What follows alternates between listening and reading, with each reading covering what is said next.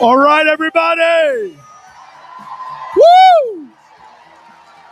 All right. At this time, it's my pleasure to introduce.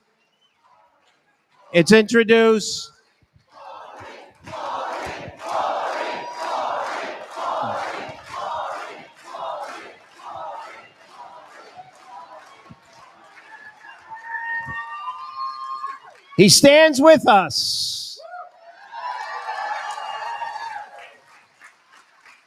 I'd like to ask the Bergen County Sheriff to come forward to lead us in the Pledge of Allegiance. The flag is on the wall over here. If you're able to, please rise. Sheriff? If we look over to my right, we have the American flag, and we have it right behind me. Let's honor our nation's flag, the greatest country in the world. I pledge allegiance to the flag of the United States of America and to the republic for which it stands, one nation, under God, indivisible, with liberty and justice for all. God bless America. Thank you, Sheriff. Thank you, Sheriff.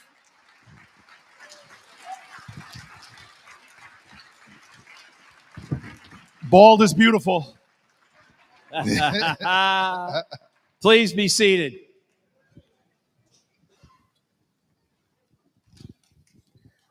Good afternoon, and welcome to Bergen Community College, the largest community college in the state of New Jersey.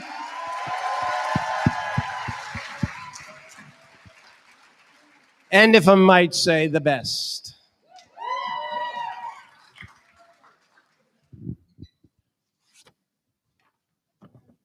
There are a few officials here that I would like to recognize. First, we have Assemblywoman Lisa Swain.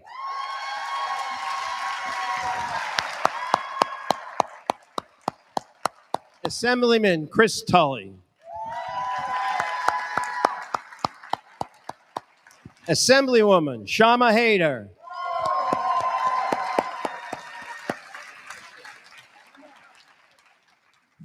The Clerk of Bergen County, John Hogan.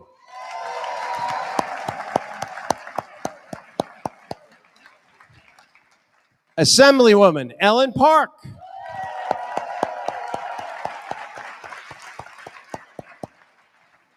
Chair of the Bergen County Board of Commissioners, Mary Amoroso.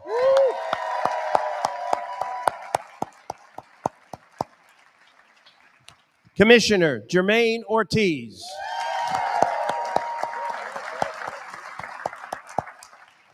Commissioner Raphael Marte.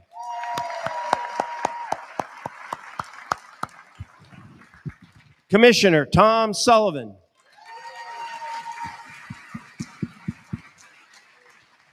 Commissioner Tracy Zur.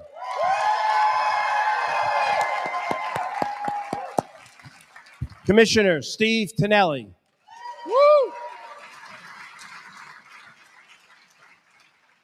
The President of Bergen Community College, Dr. Eric Friedman. Woo!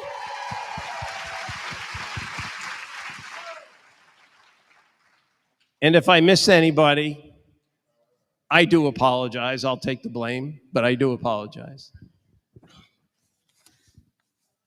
So, who did I miss? Oh.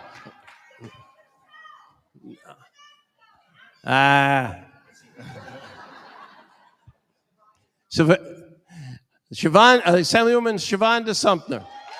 Woo!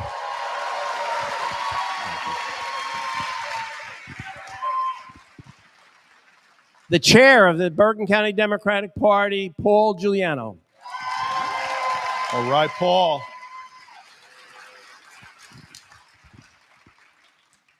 And for those of you that don't know me, my name is Jim Tedesco, and I am the Bergen County Executive.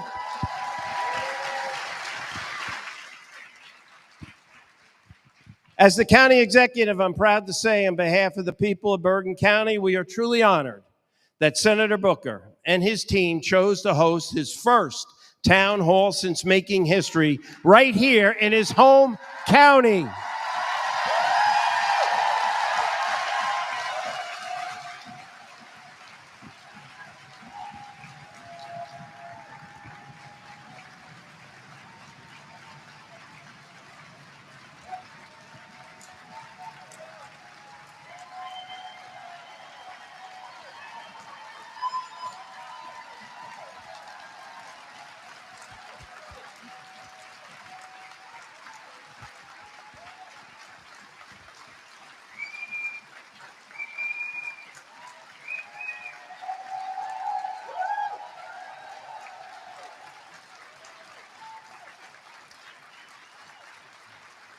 Just days ago, this native of Harrington Park broke the record for the longest speech ever given on the Senate floor.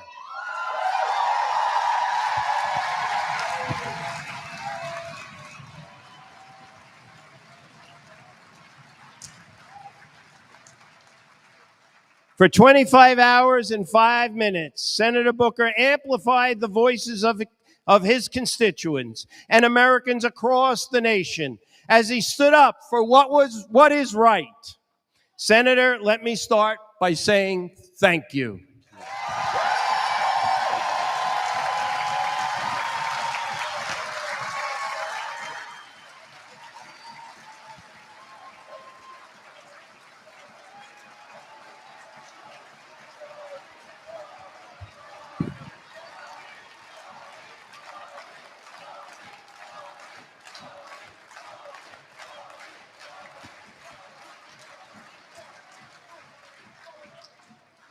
Thank you for standing up for what you believe in. Thank you for fighting for our residents here in Bergen County.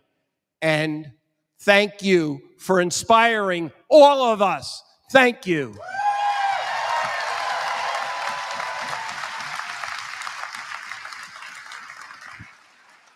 These town halls are about going directly to the people. They are about listening and understanding that, as Senator reminds us in his recent speech, the power of the people is greater than the people in power.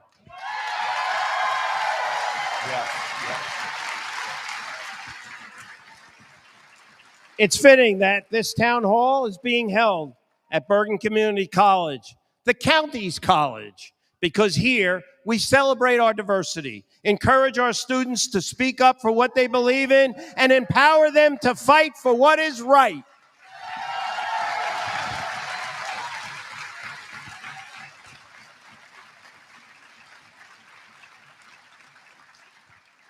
Just like Senator Booker did, by breaking a record of segregationist 68-year record to stand up for our shared values. As elected officials, 68-year record he broke.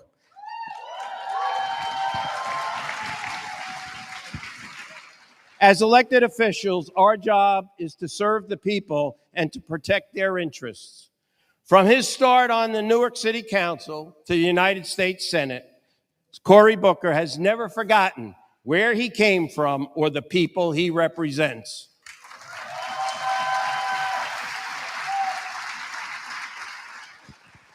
New Jersey has always been home to resilience, determination, and yes, a little good trouble. So it makes perfect sense that it was our senator who stood up for 24 hours to speak truth to power.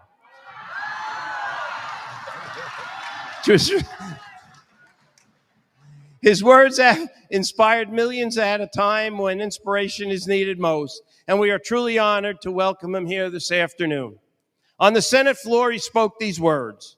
What's most clear to me tonight is that this is just the beginning, that Americans across this country, no matter their title or their party, are ready to be heard. I believe that history will show we rose to meet this moment. It will show we did not let the chaos and division go unanswered. It will show that when our president chose to spread lies and sow fear, we chose to come together, to work together, and to rise together.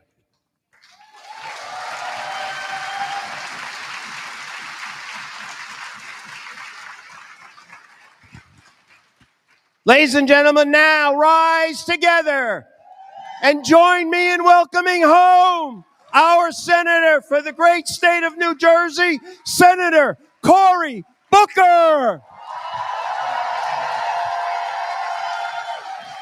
Thank you, everybody. Thank you to the county executive. Sit down, please, please. Enough already. The reality is, I just want to thank Jim. Jim and I have been friends for a very long time, and he's been one of the people that when I was thinking about running statewide, that encouraged my heart and encouraged me to believe. Thank you, sir. God bless you, sir. God bless you, sir. God bless you, sir. God bless you, sir. Sir, I believe in your right to protest. I believe in your right to speak. I believe in your right to speak. God bless you. God bless you. Give him applause. It takes a lot of courage to stand up. That takes a lot of courage to stand up. And maybe that's where I should start, honestly. Maybe that's where I should start. I'm here because a lot of New Jerseyans were pissed off. I really am. I'm here because a lot of New Jerseyans were dissatisfied and angry with leaders in their own party, leaders in the other party as well. And my belief is, again, I'm going to pause whenever somebody speaks, and we're going to try to be respectful, and this is what democracy is all about. This is why a lot of these people with veterans hats, why a lot of folks with veterans hats fought, because democracy is messy and ugly and tough.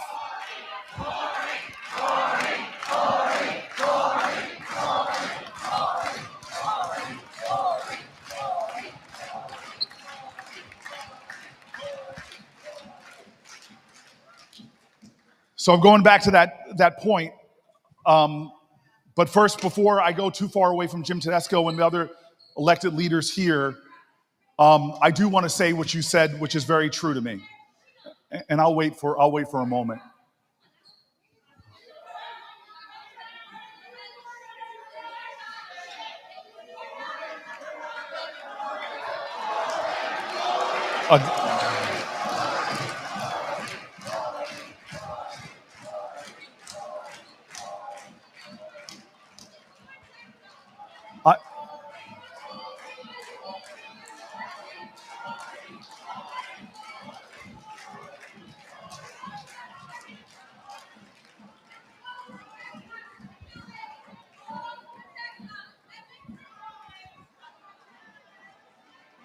Again, this is what we honor in our traditions in our country.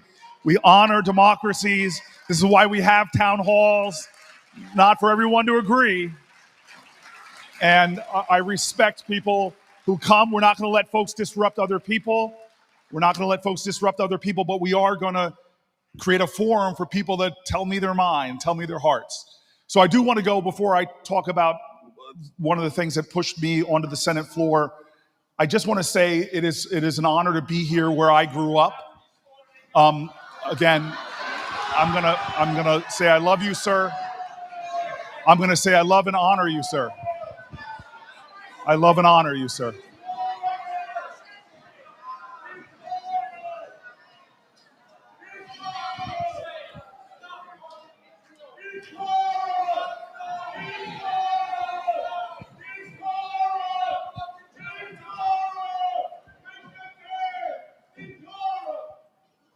Okay, thank you. I do want to appreciate the law enforcement that are here today. I'm thankful for your service.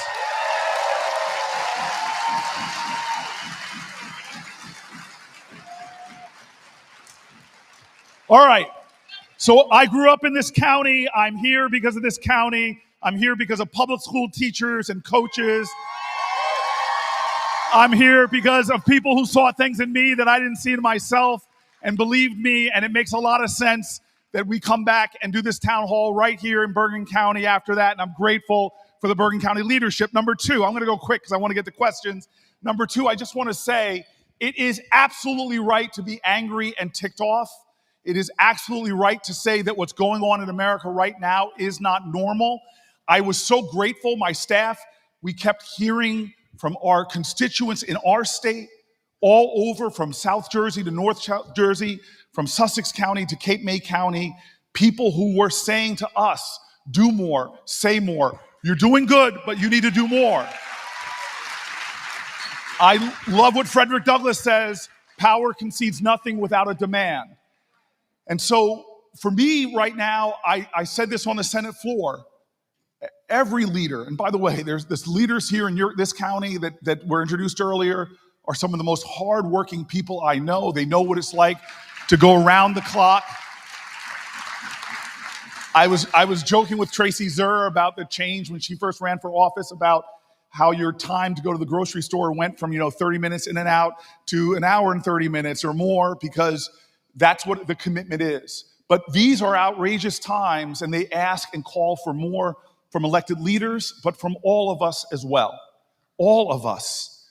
I cannot tell you what it's like to have the blessing to serve you in the Senate, but be one of those senators that's looked to as an outpost to come and express your hurt. We don't just hear from thousands, tens of thousands of New Jerseyans. We're hearing from people from all over America. Folks who come to our office and say, I'm a farmer who's doing everything I can to hold on. The government made a contract with me, and then they pulled that back. They pulled that back. And again, people can stand up and yell. I'm hoping maybe you can wait until you can ask a question, because then we can have a dialogue. But I respect your freedom of speech. I respect your ability to stand up, but I'm sorry we can't have a dialogue. If you're going to disrupt others, we are not going to let you disrupt others who want to ask questions.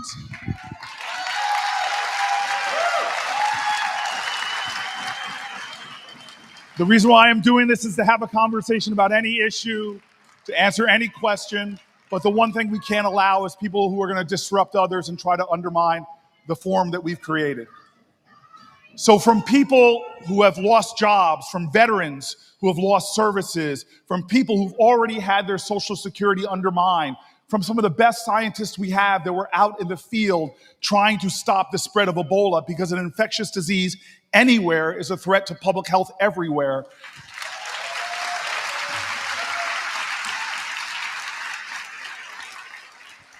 From just the climate of insult and injury where our president and a man named Musk demean and degrade people who stand in the public service, it is very difficult. Ma'am, I hear you, I see you. Ma'am, I see you and I hear you. And I love you and I respect you. And I respect your voice. I respect your voice. Ma'am.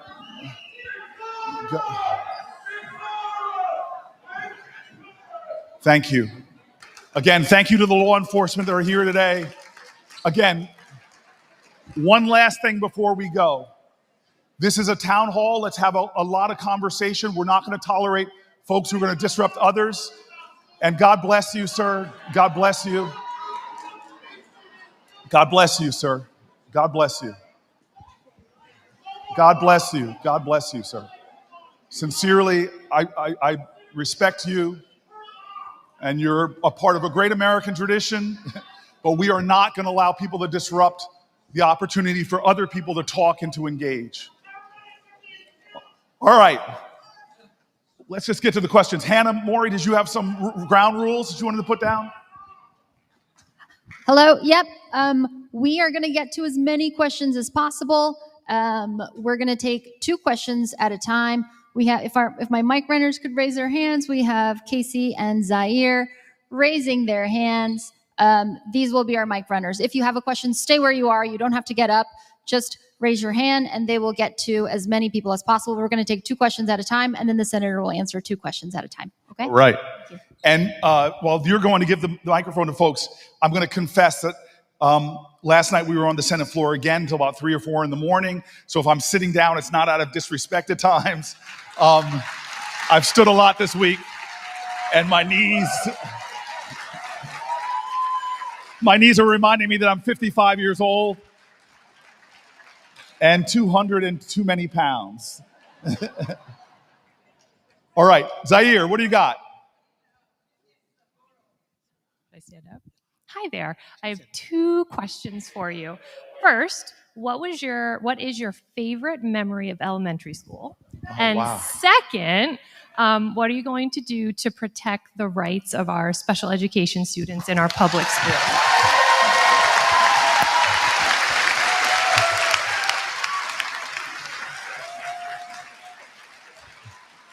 You gave me the warm-up question and then the hard question there.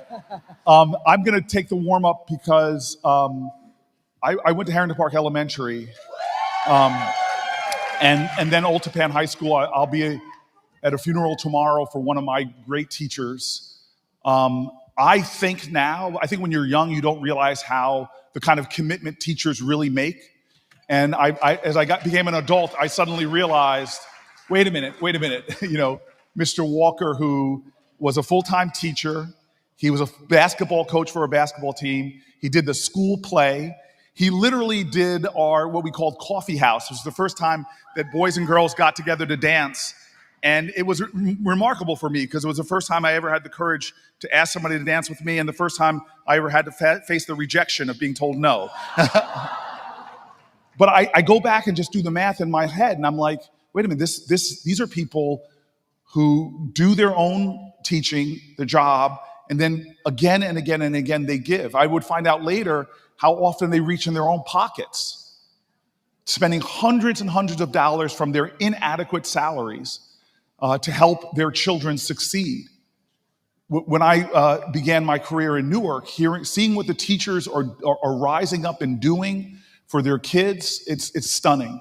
So to pick one memory, perhaps that's the hard question, which I'm not going to do because I have enough incredible teachers, but I will tell you one thing. I grew up in a household where my parents told me I was loved. And the power to go to a school like Harrington Park Elementary that delivers the exact same message. You are loved, you're important, you matter, and we are invested in you. That was a gift that has, in my life, been perhaps one of my greatest gifts and what I stand on.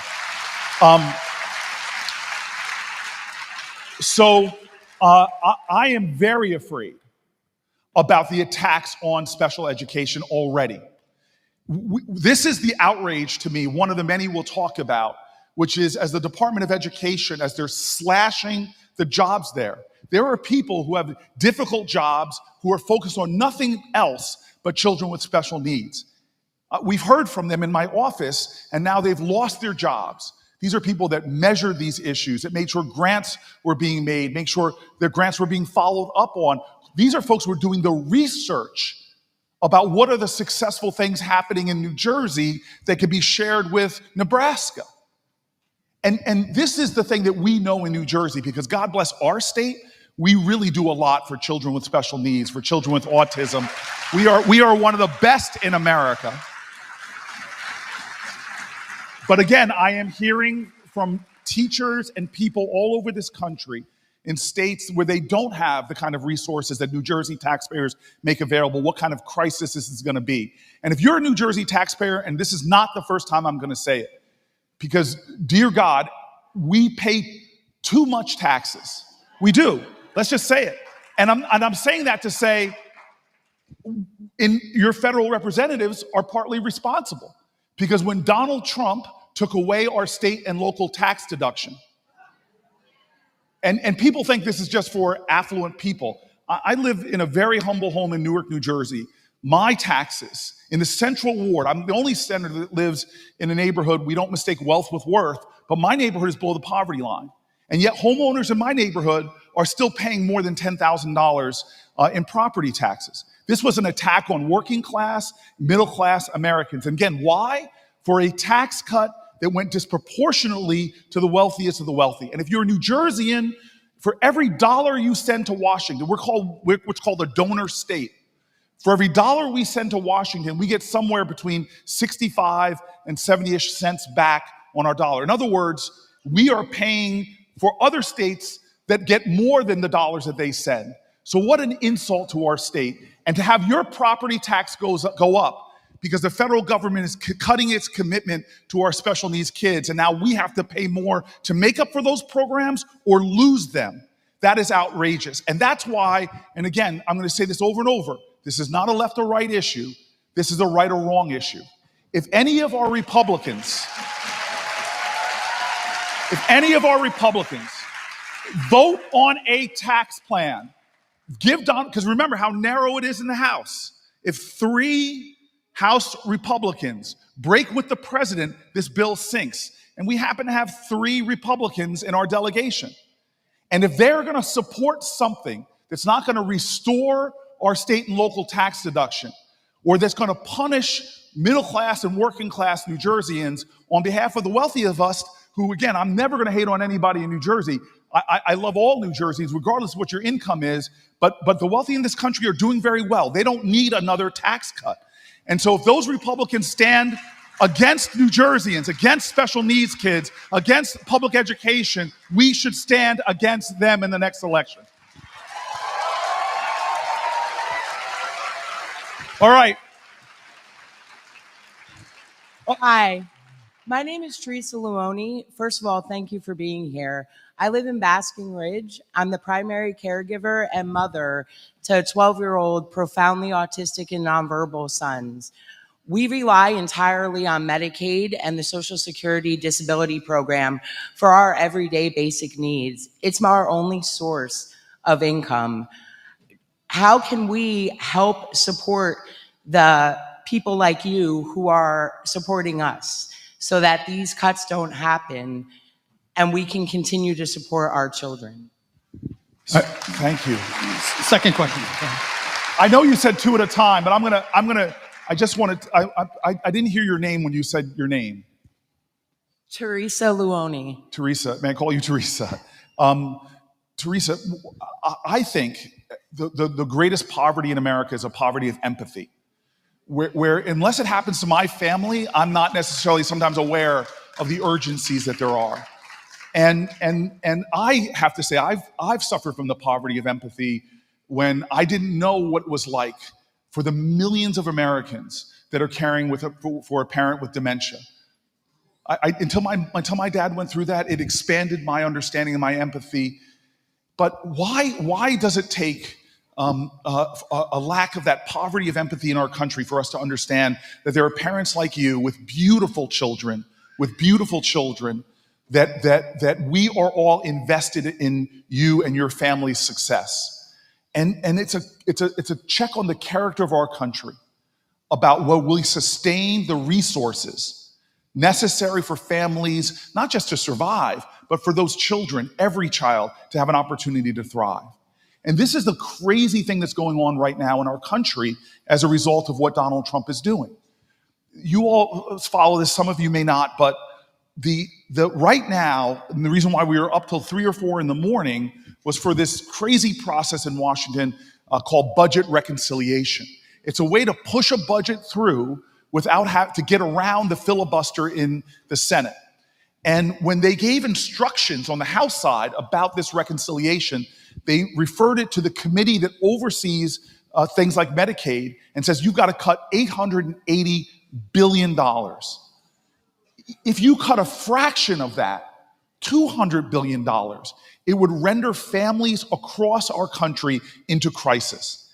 Just one program, a lot of people have built their whole financial well-being and they rely overwhelmingly on just the transportation services for their children. To pull that away would suddenly make kids prisoners in their own home and make a mom have to make a choice of, do I work or do I stay home and then not have the money to keep the roof over their heads?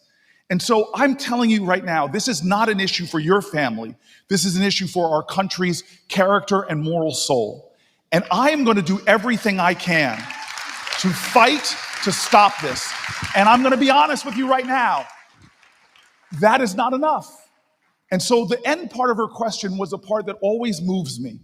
Always moves me. When I was tired on the Senate floor, my staff was like, Cory, you can only have one public cry a month. And you're like 4 public cries into this speech. Because I got very emotional when I was dead tired, and then suddenly I read a person who ended their letter the same way you ended your question. Not like, what are you doing, Cory Booker, but what can I do? What can I do? Not just for my family, but for the millions of families in America that are struggling like mine and are looking what the House is about to do and looks in fear. And that's why a gathering like this can't be the end of our activism. This has got to be a moment in America where all of us begin to say, what more can I do?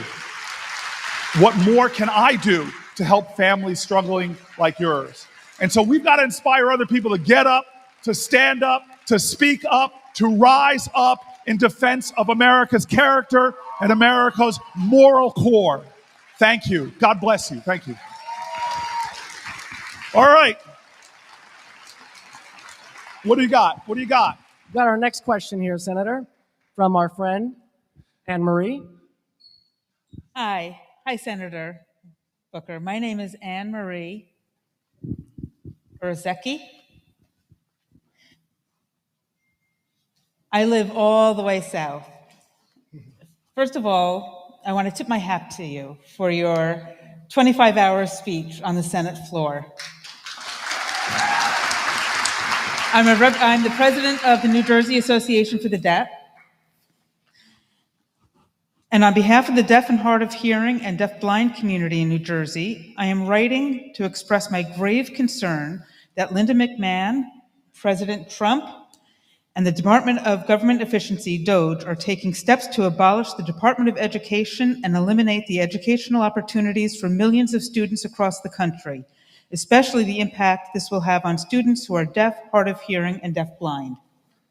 With the termination of over 1,300 workers at the Department of Education, our country is left with a skeleton of an essential department under our federal government. In this termination, Linda McMahon inappropriately included the liaison to the special institutions who works in the Office of Special Education and Rehabilitative Services, OSERS, supporting students most in need.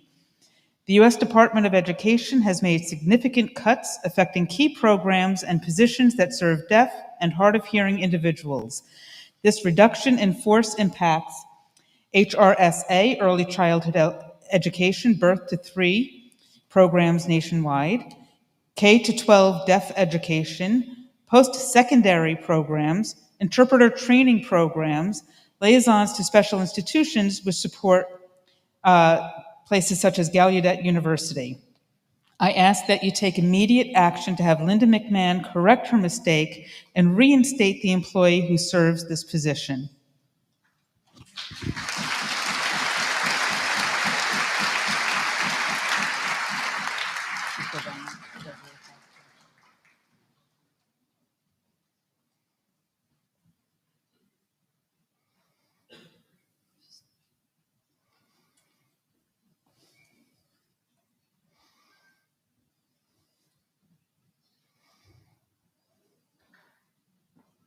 Specifically affecting early childhood education, HRSA, K through 12 education, teacher services, programs with interpreter training programs, and the responsibility of special institutions, specifically like Gallaudet University. Yes. I was ahead of her, sorry. Without the department, we're not able to satisfy and meet the needs, the very serious needs and serious functioning. And we need to run the programs continually at Gallaudet without interruption. And immediate action needs to happen. And Linda McMahon needs to, I'm sorry? She needs to, oh, McMahon.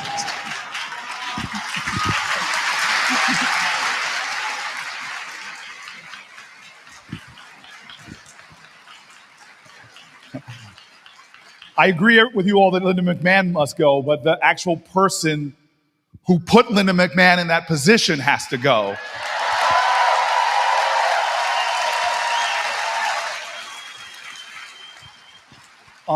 So I want to make sure that my team who's here talks to her more, because we are already doing a lot to write about these specific people and programs that are under assault.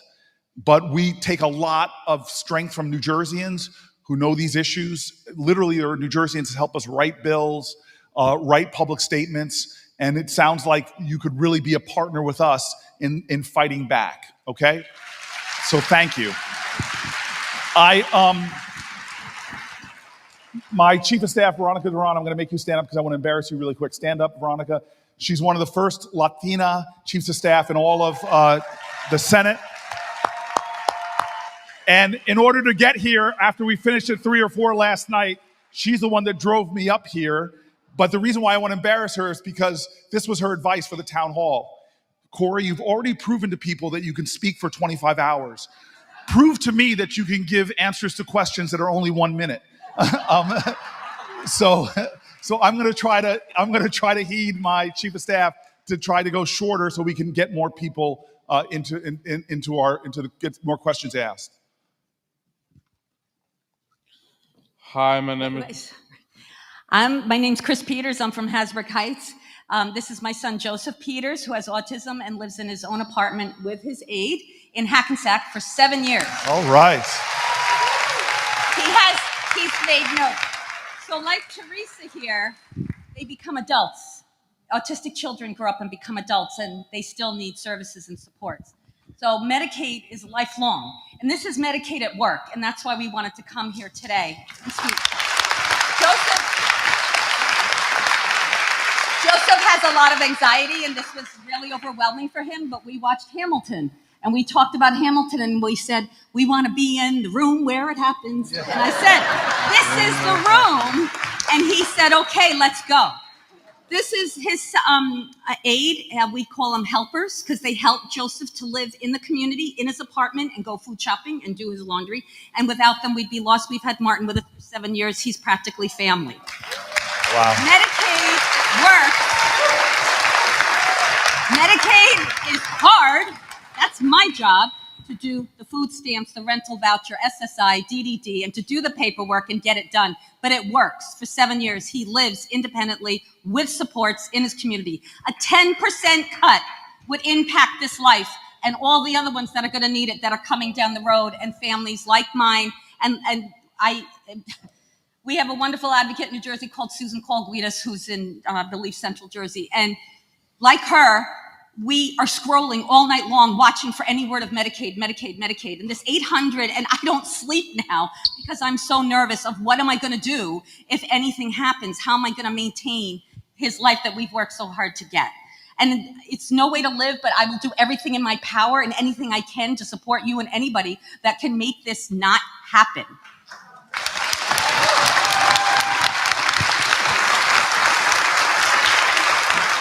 Joseph wanted to read what he wrote today. I just want to say I love my helpers, for one thing. I love my apartment. And just please, please, for the love of God, don't cut Medicaid.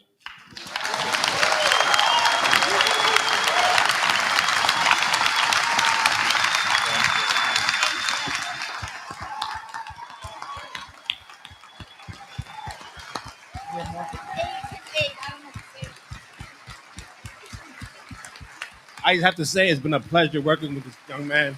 I've seen him succeed. He's honestly a success story. I've been in the field for 15, 20 years. I'm part of that working poor. Yes. I was until I met this family. And they took care of me, and now I take care of them.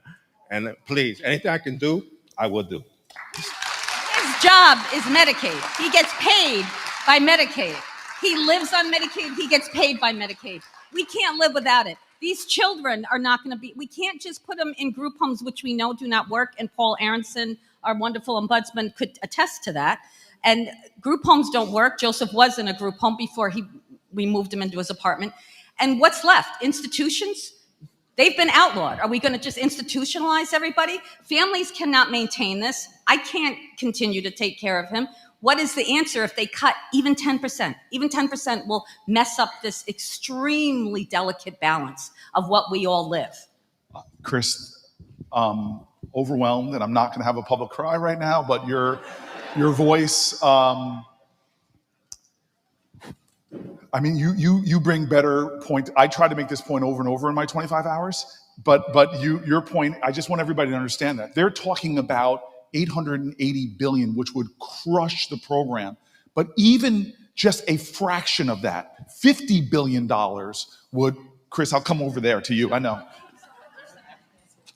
The 2020 census showed that 13% of the country are people who identify with people with disabilities. That's 42 million people. So we know what happens here in New Jersey, but 42 million people right now, adults and young people, are living with disabilities. So Medicaid is the lifeline. And so, thank you. May I give you a hug? Okay. What's that? Would you give me a hug? Oh my gosh. He's crying.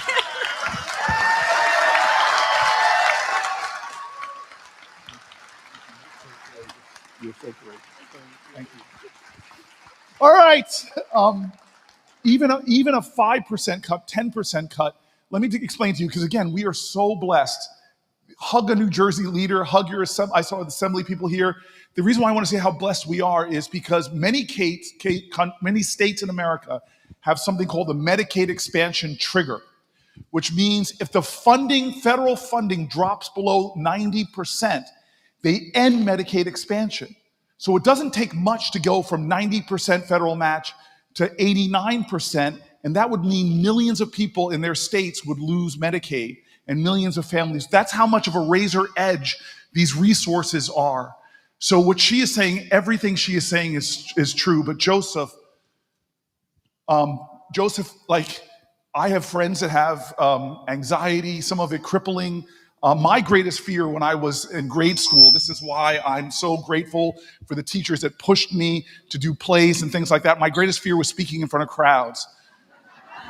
It sounds ironic, but my most embarrassing moment was in 7th grade when I froze up speaking in just front of my classroom.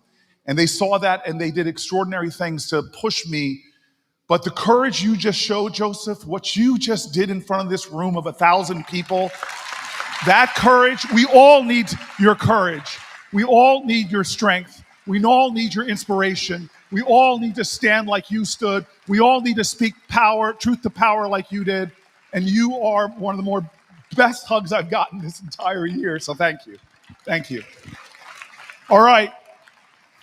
Thanks for getting, Zaire, thanks for getting in the back. All right. Hi, my name is Diane McDermott. I've been a nurse for 27 years, and I'm here with a lot of people in the medical community, and I can't believe I'm going to ask you this in 2025, but I'm deeply concerned about medical access for women that want to terminate a pregnancy for whatever reason, regardless of if it's threatening their life, if it is a fetal anomaly, if they don't have a safe space at home with their partner. I have been with those women. It is never an easy decision to end a pregnancy, but I'm terrified that decision and any decision about women's health, whether we get a mammogram or whether we can go to the gynecologist, is going to end. So my question is also a thank you for standing up for women, but what else can we do to protect that? And what can we do to encourage women to vote for their own rights and stop voting against themselves? Yes.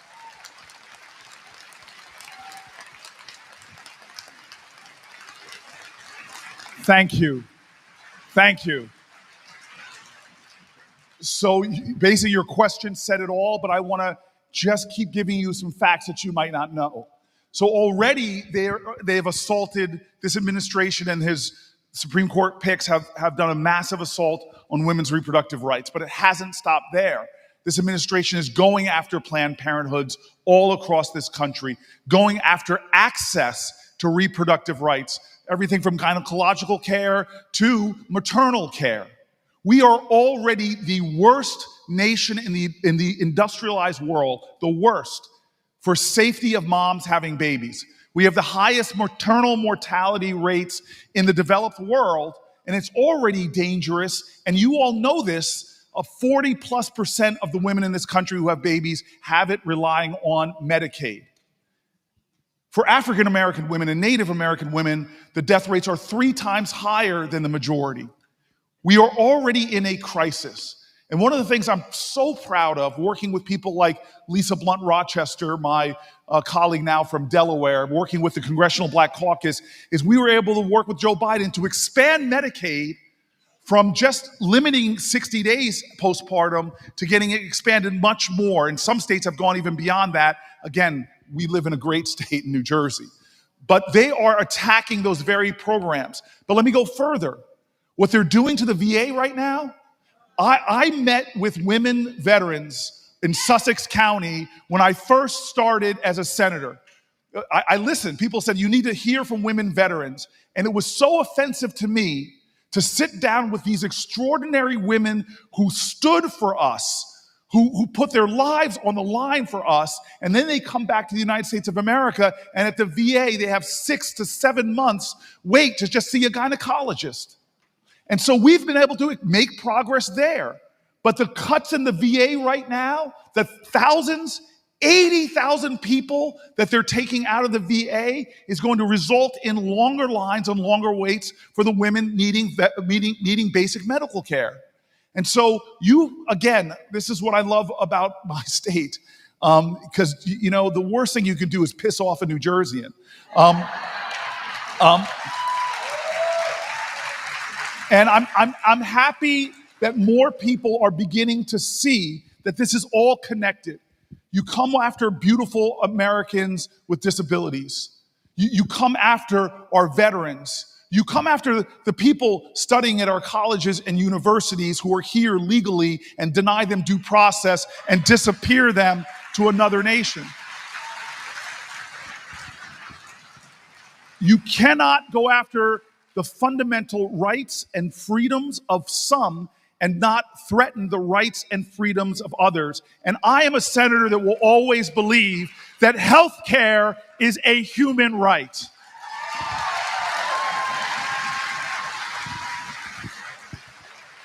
All right. Good afternoon, Senator Booker. My name is Courtney Johnson Suffern, and I'm the president of the Bergen County NAACP. Thank you.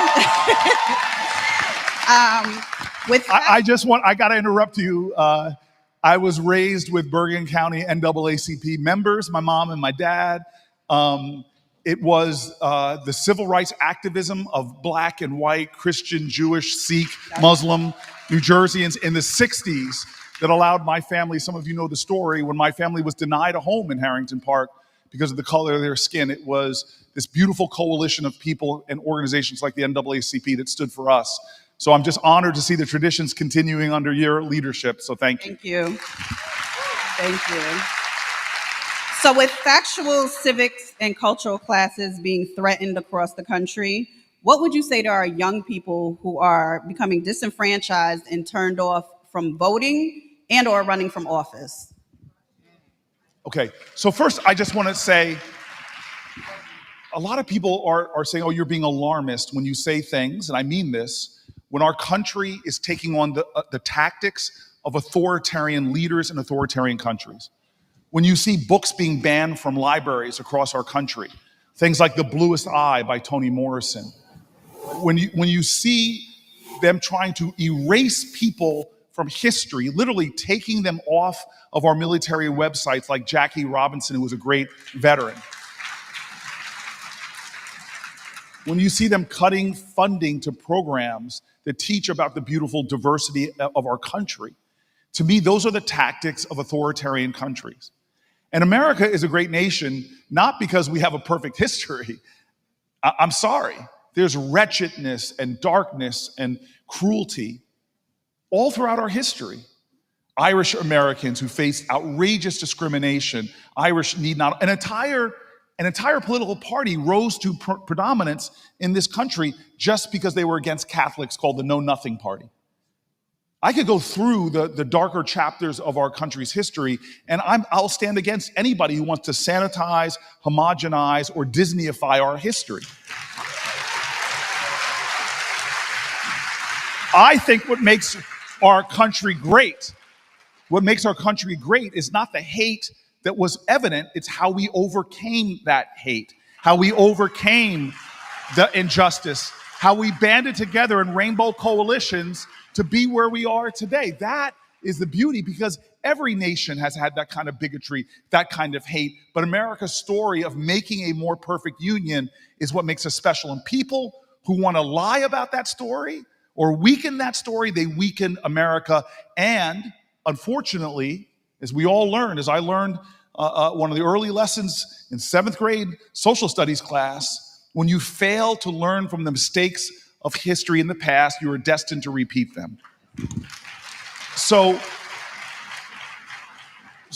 to young leaders right now who are worried about civics and how to get involved, I just have one thing to say. Do not wait. You are a leader now. Do not wait. This is your moment in American history. I don't care if you're in grade school or high school or college. This country is desperate for your strength, for your vision, for your creativity. Because from Alice Paul, somebody in her 20s, that was the person from New Jersey who was the first person in American history to do a protest in front of the White House, who challenged a president who eventually came out and joined her after she was jailed. What do you do to powerful women? You say that they're insane. She was put in an insane asylum. Before Gandhi, this 20-something went on hunger strikes. And until finally, the First Amendment, freedom of the press, a reporter began to tell her story. It shocked the consciousness of our country. But creative artists of activism who don't accept the business as usual, even in the protest movements, creative artists of activism, that's what we need, our young people. This is your time to stand up right now. Where am I going next? Right here, Senator. Over here. Over here. To the left. To the left. Okay. Oh, there you are. Hello. My name is Kevin Weller from Jersey City. We have an affordable housing crisis. Thank you, Senator, for speaking out on RealPage's role in inflating rents. As a New Jersey renter, I filed the largest national class action lawsuit against RealPage and 20 of the country's largest landlords. What more can you do to help ensure New Jersey doesn't fall behind other states that are taking legal action to protect tenants? And what can be done for renters in cities like Jersey City, where local governments refuse to enforce existing laws like rent control?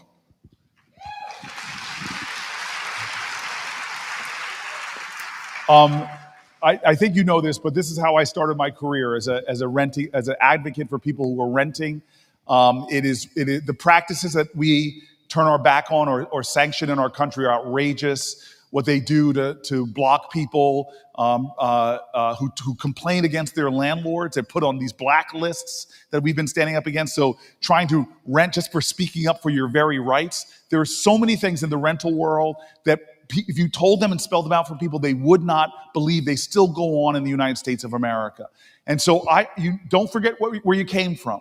It was a bunch of grisly elder tenant leaders in Newark, New Jersey, who we sued a slumlord. He eventually got convicted in federal court, who saw their rents going up and their services going down. They're the ones that came to me one day and said, "We want you to run for city council." And I said, "No." But they're the people that put me into this game, and these kind of issues we'll fight for. And I'm hoping that you are in touch with my team. I want to say this, a lot of these issues come down to localities, come down to zoning rules and other rules on the local level. And this is why every level of politics is really important. This is why this governor's race coming up in New Jersey in November is vital,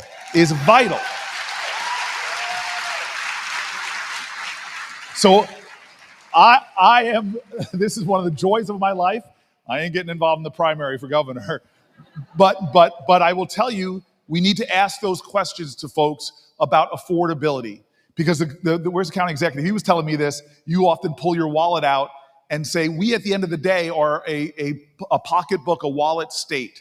And to have New Jersey becoming so much more hard to afford is one of the most pressing crises right now, because that is the very idea of the American dream.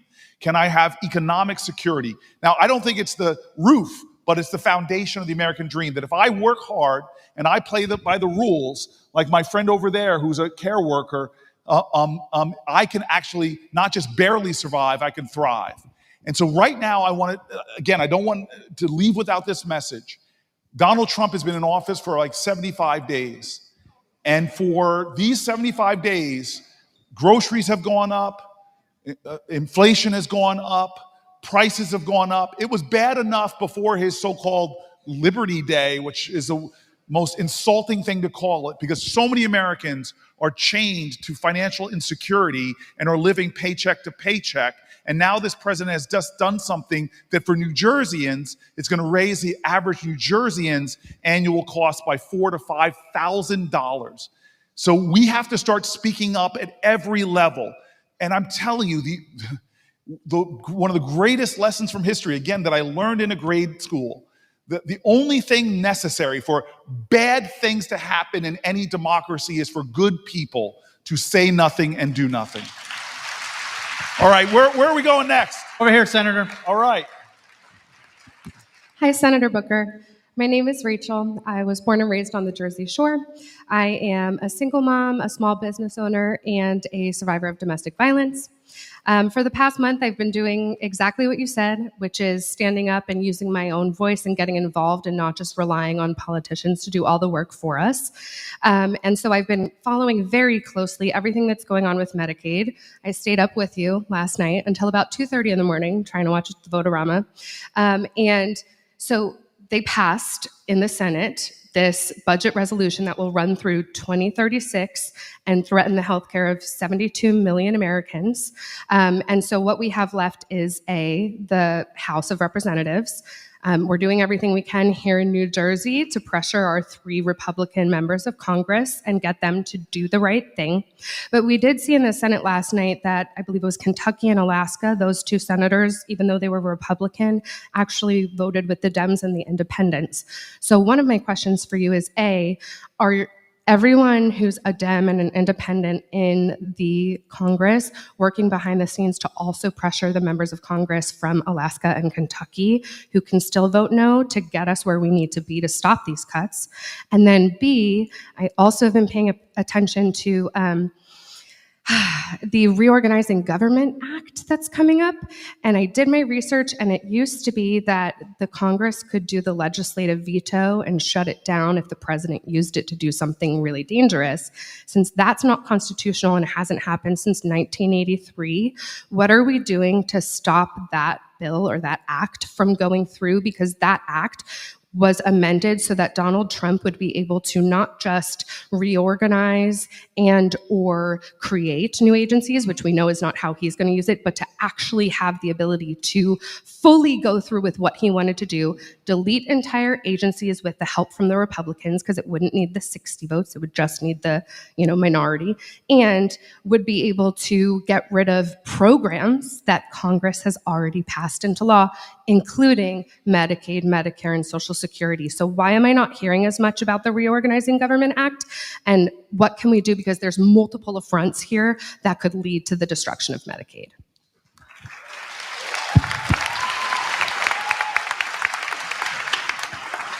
So real quick on both of those issues. The very first issue to me is really one of the most important questions we can ask, because with the numbers of Democrats in the House and the Senate, we do not have the votes. We do not have the votes. It is going to take, like you saw, the first cracks. This Senate this week was really, to me, an exciting week. We saw the first cracks coming after the 25 hours on the floor. The first one was 4 Republicans broke with us to stand up and say, do not put tariffs on our northern neighbor. And, I said it's dangerous to piss off a New Jerseyan. I didn't think it was possible to piss off Canadians, but Donald Trump has pulled that off. But you saw that you saw 4 Republicans break with ranks and all the threats that are there. And they are facing threats. The fact that they have the richest man in the world threatening to drop $100 billion in primaries against them, I'm not saying that's justifiable for their compliance, but just to understand that it's a lot for us to pull them over. And so that is the most important thing for all of us, is to open up, as John Lewis would tell me, a path for redemption for a Republican of good conscience that will switch their votes. That's how we save the Affordable Care Act. And it was, rarely do you see such high drama in the Senate, because we didn't know what John McCain was going to do. Murkowski and Collins came with us, and everybody was holding their breath as John McCain went there and voted down. And now I would love to tell you that it was my persuasive conversations with John McCain, my eloquent speeches, my sitting out in front of his office demanding a few minutes, but not one Democratic senator convinced John McCain. You know who convinced John McCain? The people of the United States of America, and not being silent. So all of us should be thinking, it only takes a little bit more. What more can I be doing on my social media accounts to try to activate others? On my organizing amongst my friends? It only takes a little bit more. Can I afford one trip down to Washington, D.C. when they were doing a rally to save my healthcare? Can I do what these little lobbyists did? I would see these young kids in wheelchairs, disabled children, who would roll their wheelchair up to the United States senators, not with anger, not with hate, but with the appeal of their hearts. Please, sir, if you make that vote, I will lose my coverage. Find out what you can do. Do not let your inability to do everything to undermine your determination to do something in the cause of your country.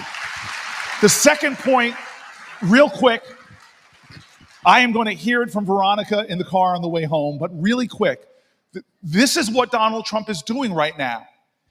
We have a constitution with checks and balances, and whether it is attacking the third branch of government, the lawyers, you don't vote like I tell you to vote, I'm going to start threatening you and dragging you. And we know in New Jersey, violence against federal judges happened. As Esther Solis, one of our great federal judges, had somebody with hate and misogyny that went to her house to kill her and ended up killing her son and shooting her husband. But Donald Trump whips up that hate. And then we know what he's doing to the powers of our branch of government. He is doing everything he can to erode the checks and balances that the Constitution tells us to have. And so with that kind of authoritarianism instinct, the question that history is going to ask all of us is that when a president was trying to take on tactics that we're seeing, who literally says, when he's asked, who does he admire? It's Viktor Orban or Vladimir Putin. When that was going on, what did you do? What did you do? That's the question that I have to answer, and then I'm trying to rise higher to this moment of challenge, but I'm asking everybody here to answer that question, is when Donald Trump had to tear down our democracy, I stood up.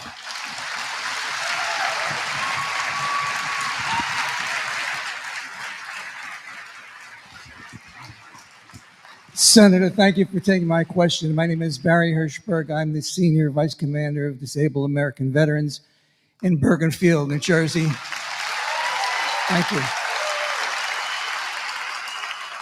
And I'm a combat Vietnam veteran. And when I heard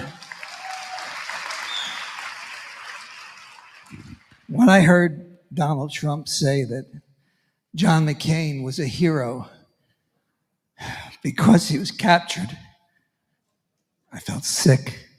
And I don't understand why any veteran or any currently serving military person has anything good to say about this person.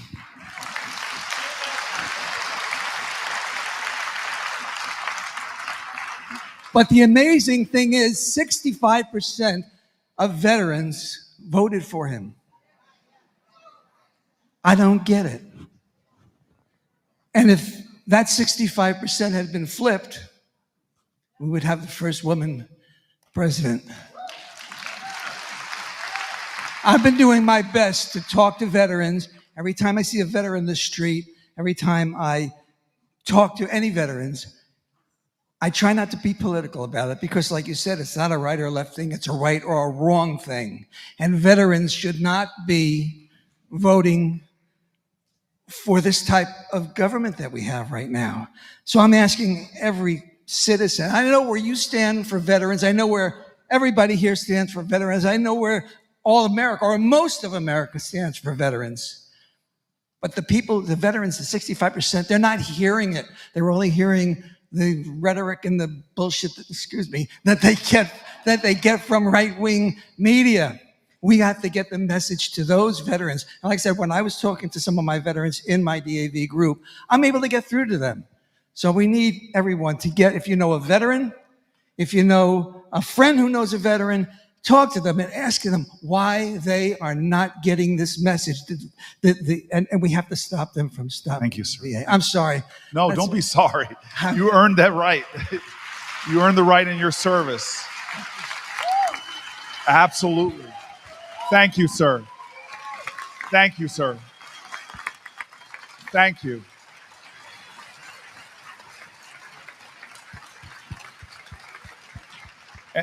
And I'm going to just say one thing, because this is what I've noticed about New Jersey veterans is when I say thank you for your service to a man like you, it's not just your service. What blows me away about veterans in New Jersey is they come home and they keep serving like you are. They keep serving other veterans, they keep volunteering in their community, and they keep leading.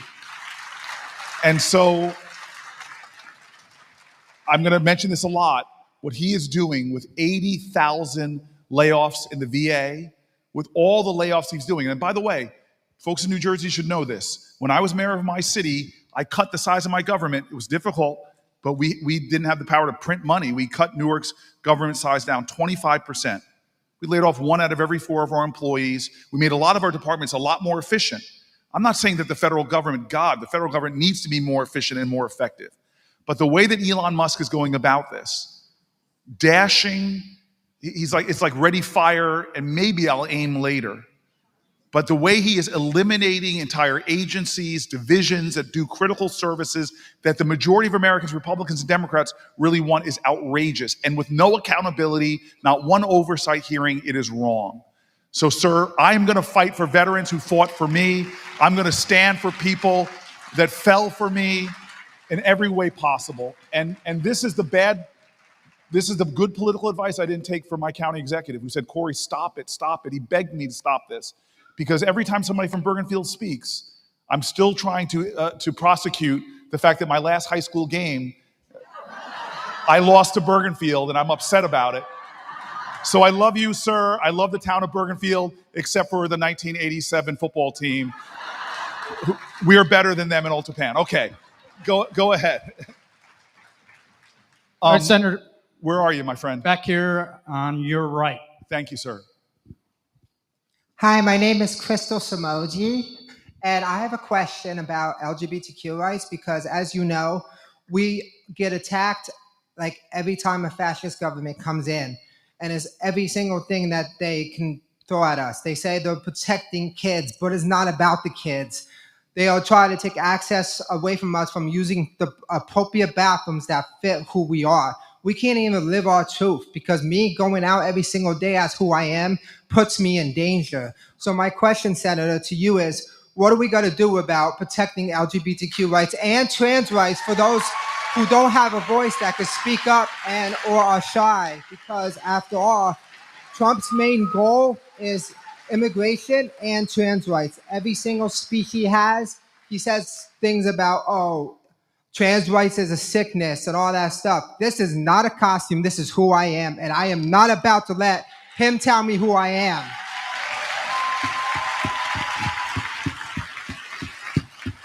Hold on, before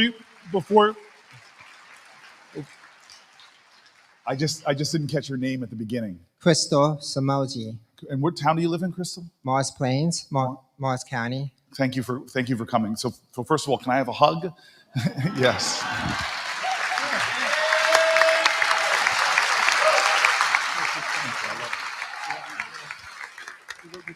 Thank you. So this is what really bothers me about bullies is, and I've seen my fair share, is they often will first target the people they believe and perceive are the weakest. And from Stonewall to Harvey Milk to some of the activists that lead Garden State Pride right now, they make a mistake when it comes to the New Jersey LGBTQ community if they think we're weak. And I will tell you this. And I'll tell you what, I've never seen anything like this, but it doesn't surprise me that from Pennsylvania, and some of you who live where you see some of their commercials, that the Republican Party spent hundreds of millions of dollars talking about trans children in ads demeaning and degrading and whipping up fear and whipping up hate. It is stunning to me how this is a moment in time where they want to talk about trans kids. There are more than 500,000 more than 500,000 NCAA athletes, and less than 10 of them are trans. There are more kids being afflicted by measles right now in Texas than there are trans kids in the NCAA. And instead of talking about the threats to our children, like gun violence in schools, which affects hundreds of thousands of children every year. Instead of talking about the moral obscenity that the richest nation in the world would have one of the highest child poverty rates amongst wealthy nations. Instead of talking about so many issues that are facing our beautiful children, whether it's children with autism and disabilities, as we heard about today, they are trying to whip up hate and fear. Here's a Republican governor from Utah named Cox. He said, "I have never seen so much fear and hatred being whipped up about so few people." He was disgusted by his own party's tactics. And so I just want you to know this right now. And I say this as a heterosexual ally. I will stand with you. If they come after trans Americans or LGBTQ Americans, they're going to have to come through this United States senator.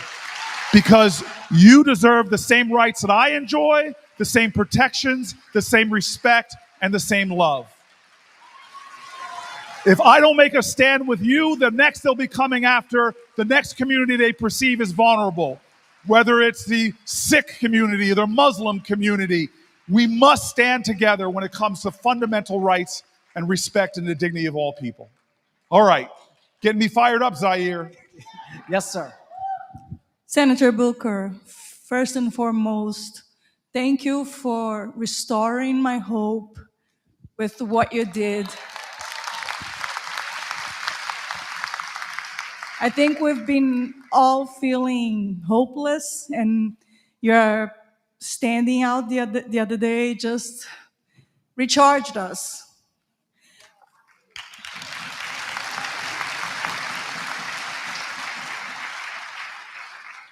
My name is Renata, and I'm from Hasbrook Heights. Now more than ever, we're seeing immigrants being treated the way they have been, and it is criminal.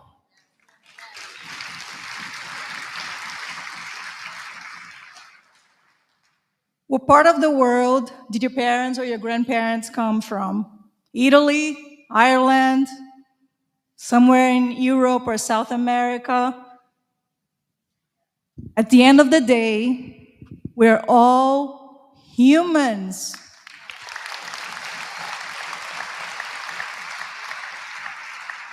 We all belong to the human race. We need to protect legal immigrants and illegal too within the law and regulate immigration in a more humanely and lawful way. What can we do, Senator Booker? Thank you. So I want to start, first of all, we are a nation that is fueled not just by immigrants. We all know that story. And a lot of people will say to me, but legal immigration, legal immigration. I'm going to tell you right now, undocumented people in our country, from the people picking fruit and in our field to other industries, are contributing right now hundreds of billions of dollars to our economy.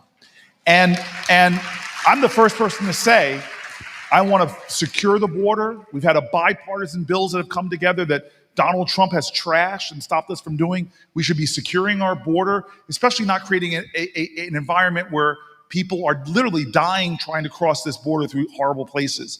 But where people get it wrong, and this is why in the 25 hours I stood, my staff, who are incredible, they prepared over 1,000 pages for me to read because we didn't want to read Green Eggs and Ham. We didn't want to read phone books. We wanted to go detailed to the crisis. And so the immigration binder, like a lot of the speech, they tried to pull from Republican voices, pull from Republican think tanks. And I love the Republican voices within the immigration binder, and I want to rely on them right now on this issue. So the first is this idea that our immigration system is broken is true. But one of the ways it's broken is that there are people in our country that are considered now undocumented who have been waiting for so long, trying to go through a system that has been deliberately broken by Republicans. Don't believe me, believe the far-right Cato Institute, who points to this system and says it would be easier to win the lottery to then be able to come into this country when you have even an American spouse, American children. We've so broken the system that has made it so hard and so much hardship on American families. The second thing I want to point out is what, again, Republican voices are saying. They're saying that vital to our nation's economy is creating a system that is fair. Let me give you another Republican voice. Samuel Alito says that if you are in this country, citizen or not, you have fundamental due process protections that are not being honored right now by this president.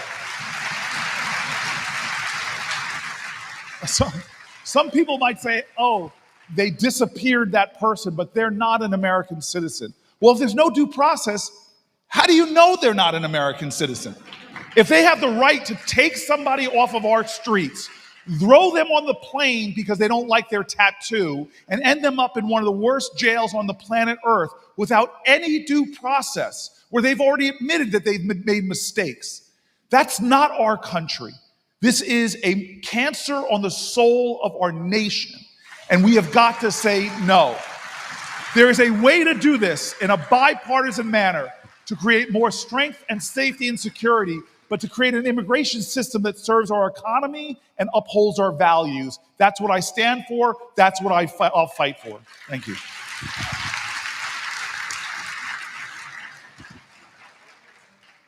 Oh, yes, yes.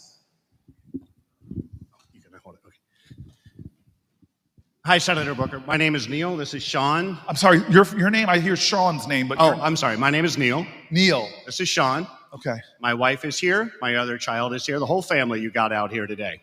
And where are you all from? Caldwell. Which town? Caldwell. Caldwell, yes. Essex County. Yes. Yes, it is. Yes. Yes, it is. So the first thing I wanted to do was make a comment. You could see this young man. He is the recipient of Medicaid.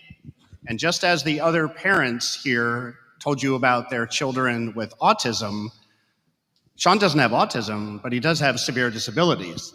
And Medicaid is his lifeline, not because it's his primary insurance, it is his backup insurance. It is the cost-effective part of taking care of a child with heavy-duty special needs. My question then, I have two. How do we get the guys on the other side of the aisle to understand the cost effectiveness of Medicaid? Because if it weren't for Medicaid, Sean would not be living at home. He would be somewhere else costing hundreds of thousands of dollars more. That's question one. Question two is, it's looking like a little bit like the Weimar Republic in this country right now. How do we get the other side to wake up? And how do we get the people in this room not to beat up on you so much, because you stood for 25 hours, but for us outside of Republicans' district to push on them to not buckle?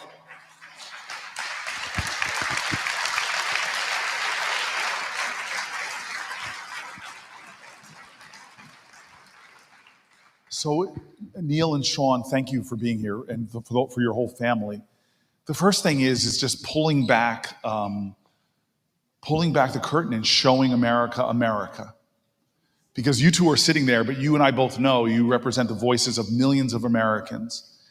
And it's one of the reasons why from the stand I did on the floor, we ran it on all of our social media platforms. We run this now on different live platforms, is because the courage that you and Sean have to be here today, we want those voices to try to dispel or address that poverty of empathy.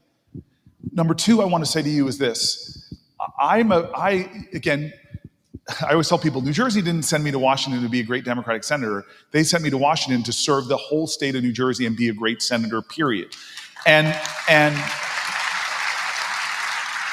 the tribalism in which we speak to each other sometimes, I'm sorry, is that your wife, Neil? Hi, Jennifer. Sean's mom. All right. Thank you for your service. Thank you very much. Thank you. Thank you. Thank you very much for your family, for your courageous, beautiful family. But the second thing I want to say is just all of us should understand that we share common values. This tribalism does not speak to the unity we have as a nation. We really do have a lot of unity. The lines that divide us are not nearly as strong as the ties that bind us. And so I always try to, and I have a lot, in fact, one of the reasons why I'm a senator who's passed a lot of bipartisan bills is because I never demonize or degrade somebody because they disagree with me. And I know that that's hard, but the reason why I loved your question is because you started with the truth. Let's agree that we all in America want to have a government that runs efficiently and effectively. And we want to make sure that we are investing in the things we get the biggest return. People think of Medicaid as an entitlement program that just spends, but misses that point that he made. Without Medicaid allowing people to live independently or to live at home with their families, if we lost Medicaid and they were not able to provide those services, people would end up in far more expensive care.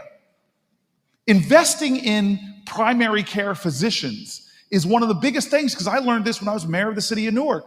So many people were allowing on hospital emergency rooms for primary care, the most expensive place for care. And then how much money do we spend for what they call charity care? I want to get a better word for that, but it comes out of our taxpayer dollars. So what they're talking about is they're appealing to the truth. If they follow through with these cuts, they may cut $250 billion from Medicaid, but it's going to cost our society financially far more on the back end because of the issues that are going to be created. We need to be able to make appeals to people on the other side of the aisle. We need to be able to have conversations that start with, and I say this to a lot of my Republican colleagues, that start with, we share some common values. Let's start from there, that our government should be fiscally responsible. It is not fiscally responsible to cut NIH funding, because for every dollar we invest in NIH funding, we get $5 back in the kind of breakthroughs. It makes no sense what Donald Trump is doing to science and research right now by cutting indirect costs. Fareed Zakaria, I talked about this on the Senate floor, did this incredible editorial where he talked about how we are cutting science research, that they're now, some of our top universities here in New Jersey, are cutting the number of PhD candidates, postdoc candidates they have. And then he compared that to China, who is doubling down. They learned from their Cultural Revolution, or even what they were doing in Tiananmen Square. They're now doubling down on their investments in science and research because they know that's how you win as an economy, and win actually militarily is to get ahead on science. So I'm just saying God bless you and your family for making that point, but that point can't be one that you just make about your family. It's the one that we all should be making in the larger national conversation that we're whipping up right now. To look at a Republican and say, look, I disagree with you. I'm going to stand my ground with you. I don't hate you. Let's talk about a pathway to redemption right now, because we both share the value. If you take away the health insurance from a family who has their child at home, who might have special needs, if you take away that, you are going to cost my government and my soul, frankly, a lot more money. Let's be a stronger, more financially sound, more financially intelligent country. So thank you very much. Senator, we are past 5 o'clock, so we're going to ask for a last question. So we'll do a last question, and then I want to do a wrap up if I can. Okay. Okay. As long as it's not 25 hours. Okay. Where's my up Zaire in the back? Hi, Senator. My name is Claude O'Connor, and I'm a student at Northern Valley Old Japan. Whoa. You're a Golden Knight? Yes. All right. Did you guys beat Bergen this year? I don't know. Okay. I'm sorry. My great veteran here. I love your town. Love your town. Not the 1986-87 football team, though. Go ahead. Next year, I plan to attend university in pursuit of becoming an animator. And my question is, do you have a plan to regulate artificial intelligence, to regulate to preserve job opportunities for artists, business people, and other people who are in danger of their jobs being taken over by AI?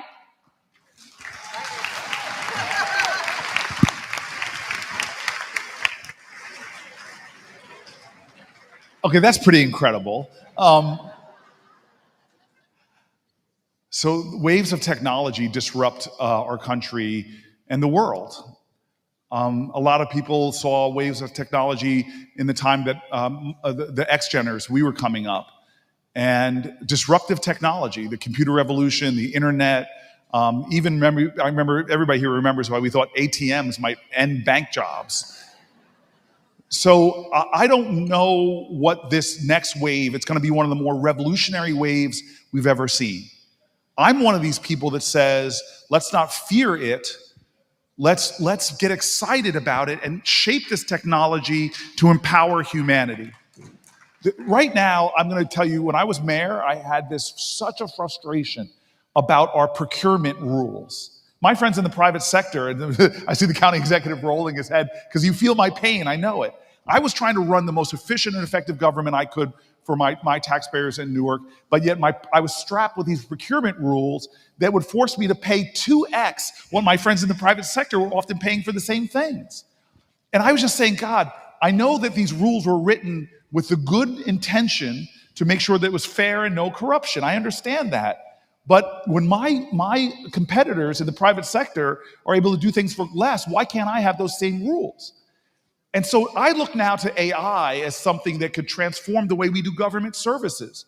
It's to better deliver services, better empower people, better do something called predictive analytics to see a problem before it happens. I want us to be bold and ambitious about what the future of America can be about. And students like you get me so excited because you're asking me a question in AI that's revealing to me as an artist that you might be a person that shapes it. Let me give you an example. I sat in my office, because I love technology and innovation, with a whole bunch of artists that were explaining to me why blockchain technology has transformed their art.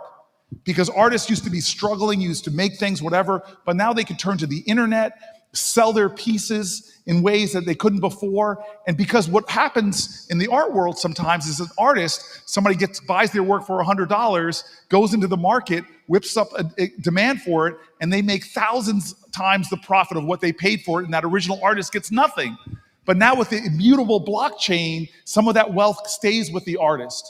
So I don't want to go too far down this before people start glazing over, but I'm just telling you right now, I don't want us as a nation to get so caught up in talking about other people that we forget to talk about our common possibilities. When Martin Luther King, in the midst of hatred and violence and bigotry and beatings and lynchings even in our country, when he came to speak before people, when he came to speak at the March on Washington, he didn't demonize Bull Connor. He didn't heap hate upon George Wallace. He turned to America and inspired us to dream America, to dream of a greater America.